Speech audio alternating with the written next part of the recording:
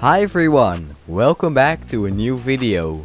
Today, to celebrate hitting 100 subs, I will be building a $600 PC build. I'll be mainly going over which parts I picked and why, but of course I'm also going to document the building process. So, before the video starts, I just want to give a huge shout out to everyone who subscribed. Without you guys, I probably would not be making these videos, and seeing that you enjoy my videos puts a huge smile on my face. So thank you so much for subscribing. Alright, let's start with the motherboard. For the motherboard, I chose the Gigabyte B450M DS3H V2. This motherboard was on sale and ended up costing me $60. This motherboard has support for up to 3rd gen Ryzen CPUs out of the box, and it also has 4 RAM slots, which was also the main reason I bought it. I won't be using all 4 slots, but upgradability will be easy in the future thanks to 4 RAM slots.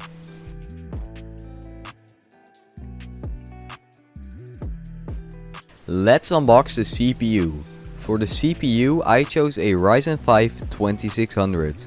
This CPU ended up costing me $190, which made it $40 more expensive than the Ryzen 5 1600. I went with the 2600 because it has a higher clock speed and it's based on the Zen Plus architecture, which is better than the Zen architecture that the 1600 is based on.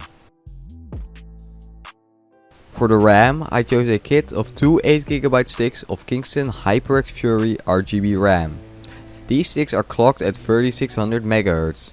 This kit ended up costing $120, but the reason I chose this kit over any other was that it had RGB and the high clock speed, since Ryzen CPUs like fast RAM. Then the GPU. Yep, this is the HD 6950 that I reviewed about a month ago. Why did I choose this GPU over a new one? Well, since GPU prices are outrageous, putting a cheap GPU in an otherwise brand new system is not all that weird. Once GPU prices go down into at least a bit reasonable, I will probably fit this PC with a GTX 1650 or 1660, but for now it has to do with this 10-year-old GPU. Let's put all these parts together so I can test them before putting them in the case. First, I'll lift up the retention arm, put the CPU in and pull down on the retention arm. I'll put the cooler on and screw it down.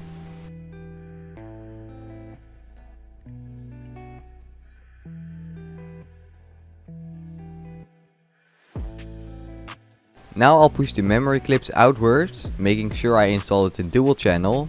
Then I'll put in the RAM modules and click them into place.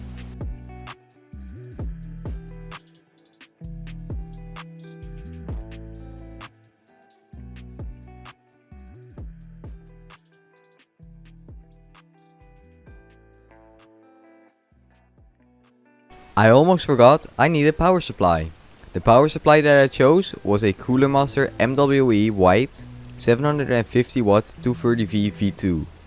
There's no real reason that I chose this precise PSU, just that the same seller that I got the case from was also selling this PSU, so I could save on shipping costs. This PSU ended up costing me $58 and it's a pretty decent unit. Now I'm going to connect up all the power supply cables, put the GPU in and test if nothing is defective out of the box.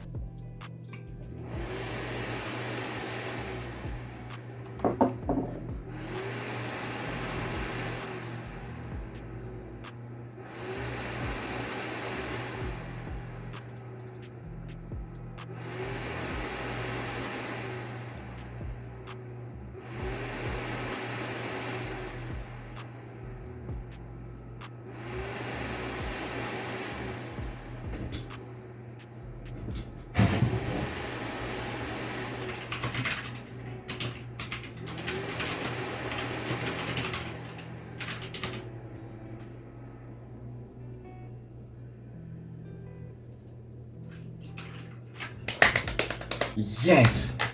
After an excruciating long time of fan revving, a picture appeared on the screen and I was able to get into the BIOS. Now I'm going to put everything into the case. The case that I chose was an AeroCool Shard. This was at the moment of buying the cheapest second-hand case that I could buy, which had a see-through side panel and RGB. It ended up costing me just under $38. I first took off all of the panels and then I installed the power supply. Then I installed the motherboard into the case, which took a bit of fiddling with the standoffs, but I managed to get it in. Then I connected up all of the cables while also trying to kind of cable manage them. Since this PC won't be close to a router, I will be installing a Wi-Fi card in it.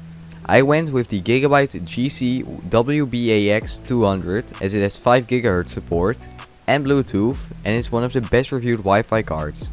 This Wi-Fi card ended up costing me $47.50. I also put in some RGB fans. The RGB fans that I used are the Cooler Master SickleFlow 120 ARGB 3-in-1. The main reason that I chose these fans is that they come with their own RGB hub, which means that I don't need to use RGB headers, which the motherboard doesn't have. These fans were $43.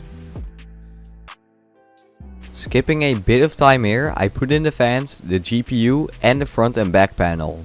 Now it's time to see if my build actually works.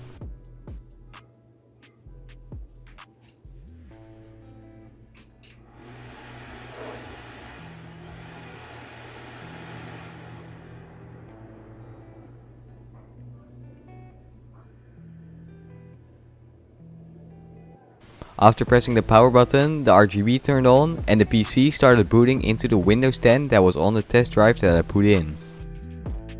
Then it was just some final touches like installing the Wi-Fi antenna and putting the side panel back on and testing if everything works well. Now I'm going to skip time for the last time. A couple of days later I took this build over to my friend since I've built it for him. There I put in a Crucial BX100 SSD which costed $26.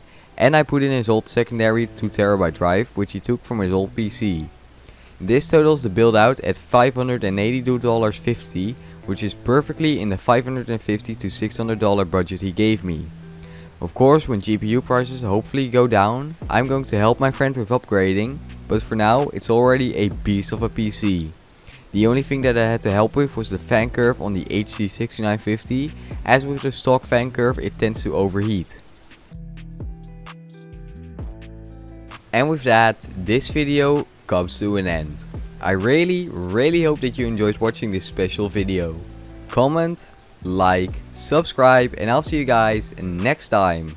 Goodbye!